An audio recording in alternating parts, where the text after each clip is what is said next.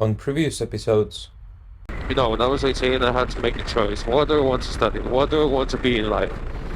And I had no idea. Now I'm 27 and I have no idea. I obey the law. I obey the law. Sometimes. I maybe go at 91, 92, 93, 94. That's it. I'm not saying I go at 95. That's too much. But 94. That's fine. 94. I think the last time I saw the sun was what? Last month. It gets to a moment when suddenly the temperatures drop and it's like -5, -10. It is what it is. I'm sorry, mate.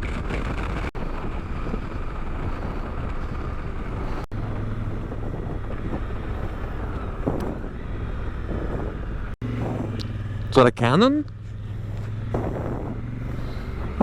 Look like a cannon. There's one thing I love about Google Maps is that it takes you through the most unexpected routes. Look at the chicken. Yeah, it takes you through the most unexpected roads, to be honest. Look at this country road. I mean, probably Waze or Google Maps would have never ever taken me through this road. The first time I used Google Maps was for my trip to Istanbul. Oh, there we go.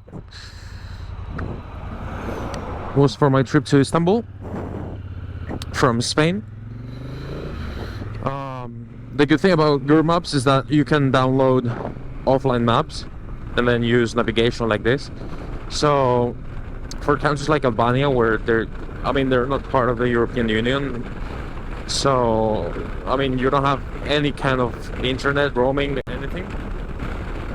I needed offline maps, so I downloaded Google Maps to give it a shot, and it worked flawlessly.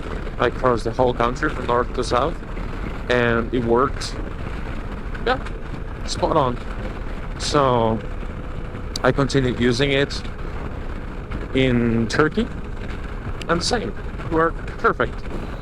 So now I'm using it again. I'm gonna use it for the whole trip from Poland to Spain, and then I'm gonna use it for Africa as well. So yeah, this is a massive trust vow. So I hope it doesn't disappoint me. We're going on the lake side.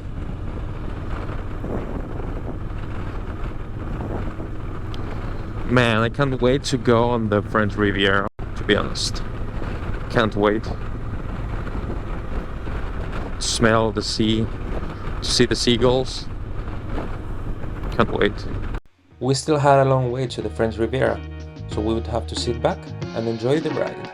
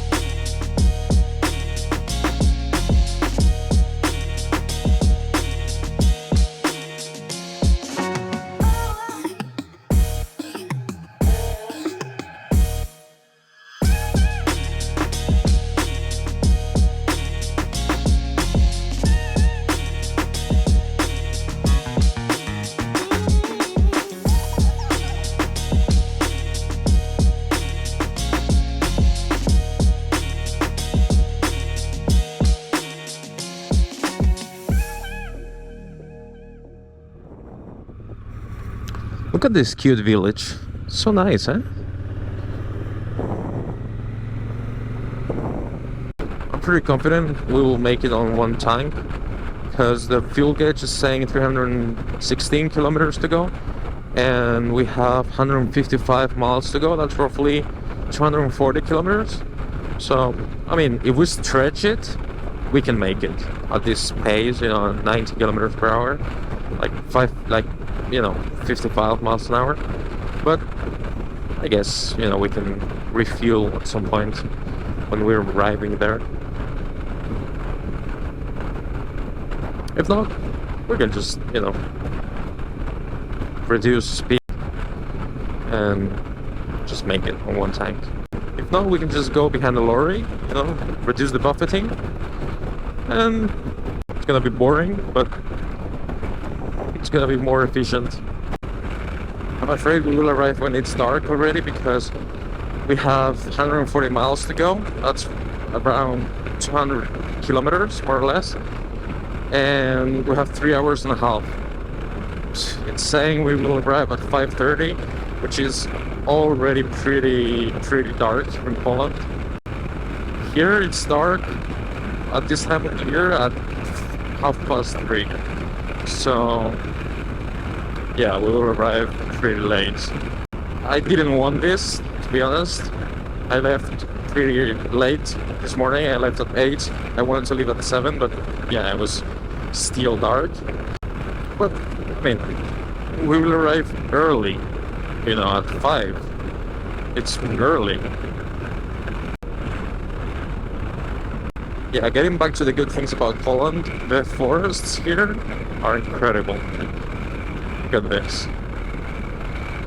So nice. A little bit bumpy, but it's 2:30 and look where the sun is in the sky. One more hour and the sun is out. I believe this is it.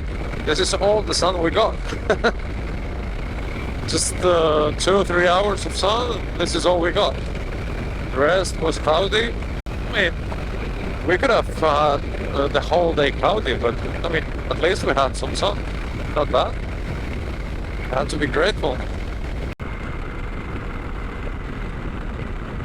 We are on the back road that goes to Krakow. There's the S79, the highway, and there's the 79, which is the back road. And so far so good. It's a pretty smooth tarmac. We have just 100 miles to go, just 160 kilometers. And to be honest, today was not a cold day. It was pretty warm. When the sun was out, it was pretty warm. It was like 20 degrees outside. So it was perfect for riding. However, now the bike's saying 13 degrees. That's pretty optimistic. The bike's always optimistic. I like that about her. But even if it's not 13 degrees, even if it's 10, it's very comfortable to ride. I don't feel any cold whatsoever. At this point, I had just under 150 kilometers left, so I was thinking, well, nothing can go wrong. Well, it got dark pretty fast, and not only that, but it started to rain pretty heavily, which f***ed up my microphone for the rest of the day and the next day. Of course, I didn't know this, so I continued talking to the camera. I was praying to the biker gods to arrive soon at the hotel and have a shower. As I said, on next week's episode, it will be just me talking on voiceover and showing you around. You will be judged if I'm better off talking while driving or talking to the laptop. I apologize for the inconvenience. I finally arrived at the hotel. It was raining the whole way, but I'm so happy to finally have a hot shower and, take a good, deserved rest. So, thank you very much for coming along with me, and see you tomorrow.